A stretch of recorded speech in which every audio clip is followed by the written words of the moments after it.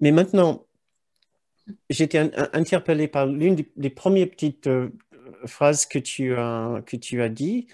Tu as dit que tu as vraiment du mal à comprendre comment quelqu'un pourrait dire une telle chose. Tu as Mhm. dit qu'autant que tu comprends que c'est une personne blessée, blessée, etc., Ouais. peut-être c'est... Si tu as ce réflexe de te dire, mais comment est-ce que tu es capable de dire un tel truc? Alors forcément, nous ne comprenons pas l'autre personne. Ouais. Ouais. Puisqu'il y a cette interrogation, mais comment est-ce que tu es capable de dire un truc si méchant, aussi grossière, aussi fausse? Forcément, il y a quelque chose que nous ne comprenons pas. Et c'est là, effectivement, où nous avons peut-être besoin vraiment de prendre du recul et de dire, mais comment comprendre cette personne, ce qui les dérange, ce qui les motive de dire de telles choses. Et c'est là, tout le travail que nous sommes en train de faire, c'est d'essayer de comprendre les motivations des autres qui viennent automatiquement dès qu'ils ouvrent la porte de la séparation dans leur esprit. Ouvrent la porte de la séparation dans l'esprit de quelqu'un, inonde cet esprit d'une douleur tellement immense que nous ne pouvons même pas l'imaginer. En fait, en réalité, nous pouvons bien l'imaginer puisque nous le ressentons tous, mais nous sommes tellement habiles à le recouvrir. Alors maintenant, pour bien comprendre vraiment ce qui dérange l'autre personne, nous allons devoir nous mettre en contact avec notre douleur, la douleur de la séparation. Et c'est là où souvent ça bloque. Nous ne voulons pas faire cette étape. Et donc, nous disons très habilement, mais regarde l'autre, mais regarde tout l'état dans lequel il se met, mais comment est-ce possible qu'il se met dans tous ces états? En fait, très facilement. Je n'ai que mon souvenir de comment moi je me mets dans tous ces états, pas par rapport à cette question ce sujet en l'occurrence qui dérange cette personne. Mais si j'ai du mal à comprendre d'autres personnes, c'est parce que j'ai oublié ou j'occulte exactement la même douleur dans une autre partie de ma vie, dans une autre façon que moi j'ai de me comporter dans la vie, mais je suis comme l'autre personne, identique à l'autre personne. C'est la nature même de l'unité, de l'esprit universel. Et c'est les exercices que nous faisons pratiquement à chaque stage.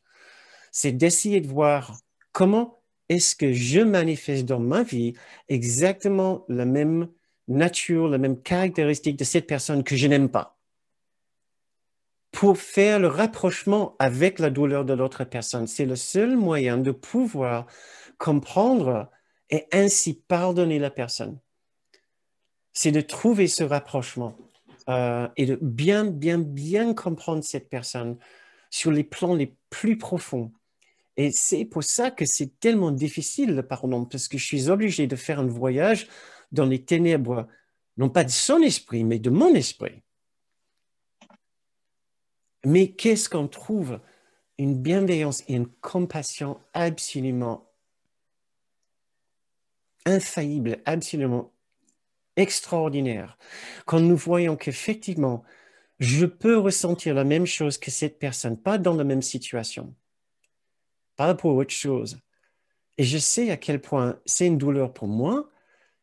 Et qu'est-ce que ça me fait du bien d'aller avec ma douleur vers Dieu, le Saint-Esprit, Jésus, Marie, les saints, les anges, l'esprit de l'amour parfait, l'esprit de l'unité, l'esprit de grâce, et de leur dire, mais aidez-moi à guérir ma blessure pour que je puisse aider cette personne, pour que je puisse être disponible déjà pour cette personne, puisque là où je suis pas du tout disponible, mais pas du tout.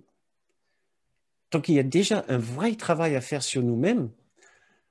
Il reflète ma douleur, il reflète ma colère, il reflète ma capacité de raconter n'importe quoi, de dire n'importe quoi. Chaque fois que j'ouvre ma bouche, je suis quasiment en train de dire n'importe quoi parce que moi, je pense que je suis un être séparé et réel de Dieu. Mais c'est un mensonge.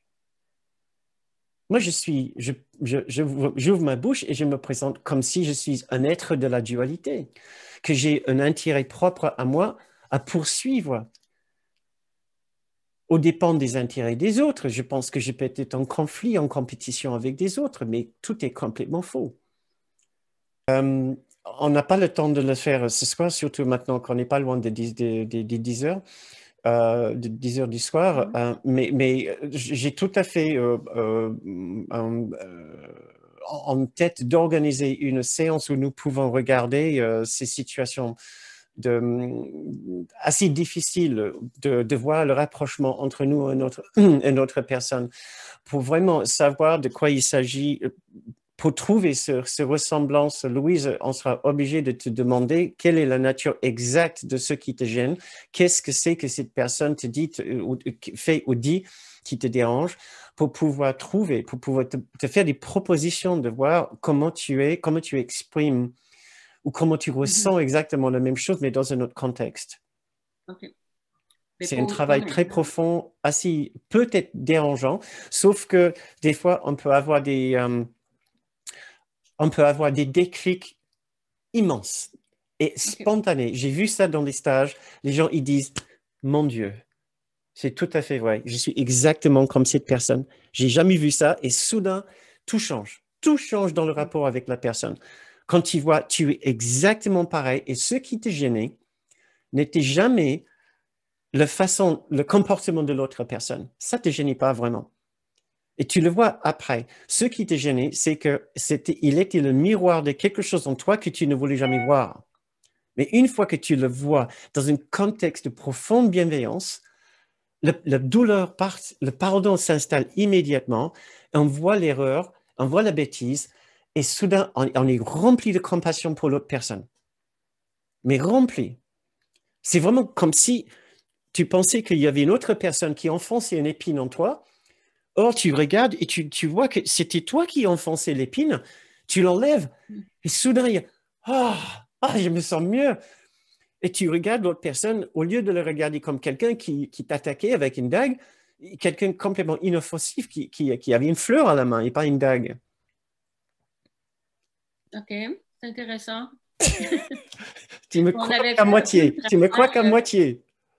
Non, on avait fait un peu un travail semblable à l'automne lors des élections américaines par rapport à Trump. Tu nous avais demandé par rapport à l'ancien président des États-Unis, tu nous avais dit de chercher, de dire ce qu'on n'aimait pas de lui, ce qu'on lui reprochait, puis après ça, de chercher en nous la même caractéristique, en tout cas.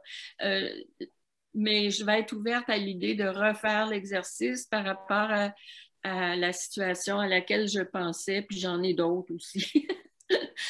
Merci bien.